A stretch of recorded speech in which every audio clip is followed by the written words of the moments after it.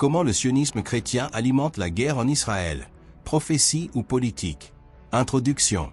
Le sionisme chrétien est un mouvement théologique et politique, principalement chez les évangéliques, qui soutient le retour des Juifs en Israël comme accomplissement des prophéties bibliques.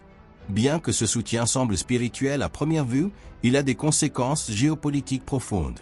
Ce mouvement contribue à renforcer les tensions au Moyen-Orient, influence la politique étrangère des États-Unis et alimente indirectement les conflits actuels en Terre Sainte. 1.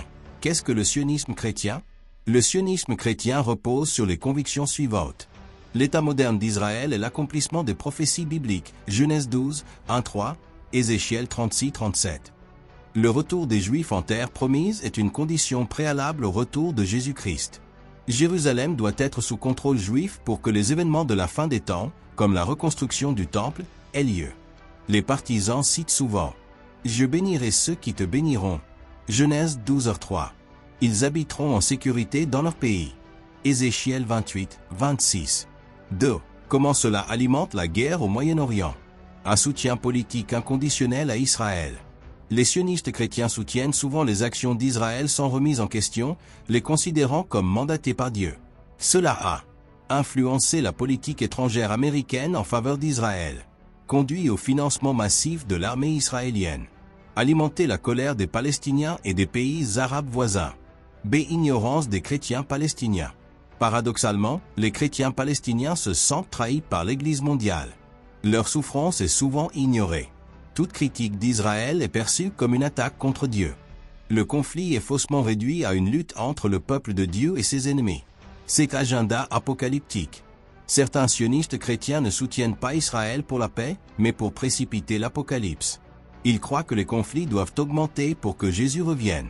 Certains soutiennent la reconstruction du troisième temple, ce qui impliquerait la destruction de la mosquée Al-Aqsa, une provocation qui pourrait déclencher une guerre mondiale religieuse.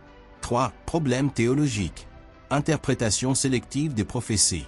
Ils insistent sur certaines prophéties, comme le retour en Israël, mais négligeant les commandements de justice, paix et miséricorde. Rejet de la théologie du remplacement. Ils refusent l'idée que l'Église a pris la place d'Israël dans le plan de Dieu. Israël moderne pas égal à Israël biblique. L'État moderne d'Israël est majoritairement laïque, et beaucoup de Juifs israéliens sont athées ou non pratiquants.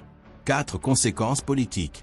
Attise les conflits régionaux, le soutien unilatéral bloque toute initiative de paix. Divise l'Église mondiale, les chrétiens du Moyen-Orient se sentent abandonnés.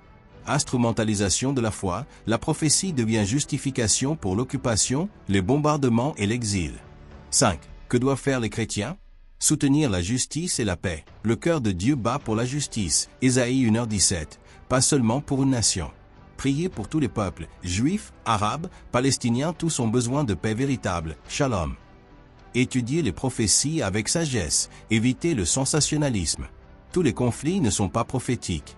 Conclusion. Le sionisme chrétien, bien qu'inspiré des prophéties, est souvent mêlé à des ambitions politiques humaines. Au lieu d'être artisans de paix, Matthieu 5h9, certains croyants contribuent involontairement à la division et à la guerre. La véritable mission du chrétien est de rechercher le royaume de Dieu, non de soutenir des empires humains. Cela implique vérité, justice, amour et réconciliation pour tous les peuples, pas seulement un.